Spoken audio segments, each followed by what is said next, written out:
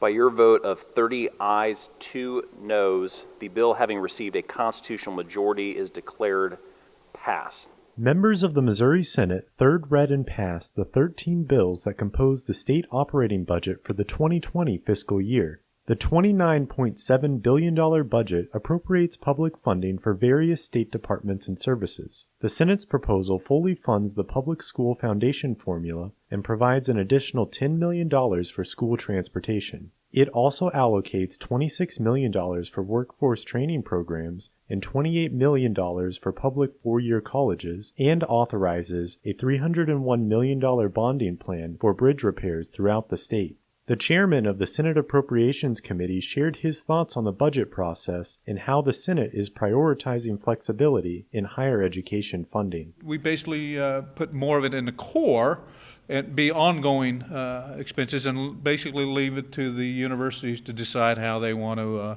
use those monies, whether they want to use it for maintenance repair, you use it for one-time funding, but it would be an ongoing, a core allocation, reallocation, and it'd be one of the first times that I've seen us increase the core allocations for higher education since I've been down here the 5 years. One member of the Senate's minority caucus expressed support for increases in school funding, but said more could be done to bolster Missouri's social services. I think that we could be doing so much more if we allowed the revenues that the state takes in to go into the state coffers for use for some of our social safety net programs, instead of going to additional corporate tax cuts that I don't think expand or help our economy necessarily in the state of Missouri.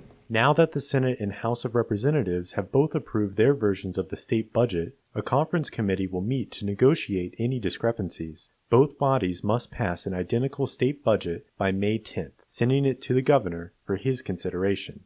Reporting from the state capitol in Jefferson City, I'm Zachary Rieger.